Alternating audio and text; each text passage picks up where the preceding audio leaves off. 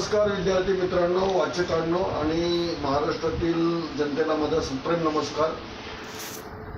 हा जो व्हिडिओ आहे, या व्हिडिओचा विषय काय आहे की मी एक Maharashtra research and development centre म्हणजे महाराष्ट्र संशोधन सचिन किरट्स Maharashtra research and development centre म्हणजे महाराष्ट्र संशोधन आणि विकास केंद्र, अभिजात महाराष्ट्र संशोधन केंद्र आणि अभिजात महाराष्ट्र संशोधन विकास केंद्र असं त्याचं मराठी नामकरण येणार आहे। तर याच्यामध्ये ना मराठी महाराष्ट्राचा जो एक वैभवशाली इतिहास आहे किंवा महाराष्ट्राचं जे एक सामाजिक राजकीय भौगोलिक जे स्थान आहे, महाराष्ट्र हा एक मामूली स्टेट नाही, तर महाराष्ट्राचं आर्थिक पोटेन्शियल एवढं स्ट्रॉंग आहे की अमेरिकेच्या महासत्तेला सुद्धा महाराष्ट्रने जर मनात आणलं तर चांगल्या प्रकारे चॅलेंज करू शकतो, एवढं महाराष्ट्राचं आर्थिक पोटेन्शियल आहे। महाराष्ट्रात जन्माला आलेला प्रत्येक महाराष्ट्रीयन माणूस हा तसा बघितला गेला तर टेक्निकली करोडपती, पण प्रॉब्लेम काय माहिती आहे का, मराठी माणसाला आपली संपत्ती टिकवून ठेवता येत नाही। हा महाराष्ट्राचा दुर्भाग्य भाग आहे, पण महाराष्ट्राचा खूप एक वैभवशाली इतिहास आहे। बघा, जी एक वेदोक्त संस्कृतीने आपल्यावर जे भाषाबंदी घातलेली आहे ना, ज्ञानबंदी, ती ज्ञानबंदी झुगारून देण्याचं काम सगळ्यात पहिलं जर कोणी केलं असेल तर संत ज्ञानेश्वर यांनी केलेलं। संत ज्ञानेश्वरांनी गीतेचं, भगवद्गीतेचं रूपांतर प्राकृत मराठी भाषेमध्ये करून भाषाबंदी आणि ज्ञानबंदी उघडून टाकली। ही सगळ्यात मोठी क्रांती आहे। म्हणजे मी तर तिचं वर्णन गौतम बुद्धांच्या बौद्ध धर्माची जी क्रांती झालेली आहे त्यानंतर जी क्रांतीची सुरुवात झालेली आहे आणि पुन्हा डॉक्टर बाबासाहेब आंबेडकरांनी भारतामध्ये बौद्ध धर्माचं जे पुनर्निर्माण केलेलं आहे, ते पुन्हा बौद्ध धर्माचं स्थापन केलेलं आहे, धर्मचक्र परिवर्तन घडवून आणलेलं आहे।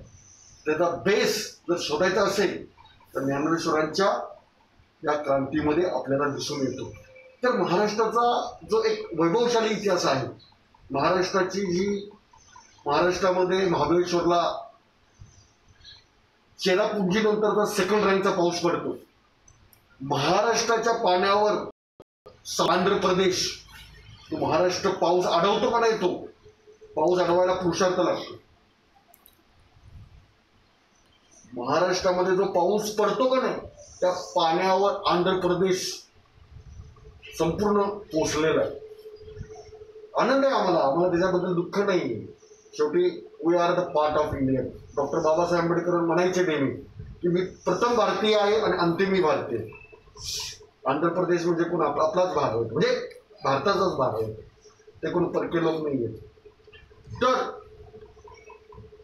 पी व्ही नरसिंहराव यांनी मराठी भाषेवर एक असं आक्षेप घेतला होता, मी जर चुकत नसेल तर पुण्यामध्ये जेव्हा ते भाषण करायला आले होते तेव्हा त्यांनी असा आक्षेप घेतला होता की मराठी भाषा ही आंग्ल लिहिली म्हणजे इंग्रजांनी लिहिली, म्हणजे इंग्रजी भाषेचं मराठी भाषेमध्ये अतिक्रमण झालेलं आहे, अतिक्रमण झालेली भाषा असं मराठी भाषेचं वर्णन केलेलं आहे। पी व्ही नरसिंहराव हे विद्वान पंतप्रधान आहेत, मला त्यांच्याबद्दल प्रचंड आदर आहे, पण मला समजत नाही की या लोकांना मराठी भाषेविषयी काय आकस आहे। मराठी भाषेचं ग्रामर हे जगात सर्वात विस्तृत आणि पॉवरफुल ग्रामर आहे आणि मराठी भाषा ही प्राकृत मराठी भाषा याच्यातून संस्कृत भाषेचा उगम झालेला आहे। आणि इंग्लिशमध्ये असे बरेच वर्ड्स आहेत, जसे मदर हा मातृ या शब्दापासून आलेला आहे, पितृ या शब्दापासून फादर हा शब्द आलेला आहे, भातृ या शब्दापासून ब्रदर शब्द आलेला आहे। त्यामध्ये कित्येक ठिकाणी आपण असं हे बोलतो ना, म्हणजे त्याला बिरादर बोलतात बघा, बिरादर भावाला किंवा मित्राला उद्देशून बिरादर बोलतात, त्यातून ब्रदर शब्द झालेला आहे।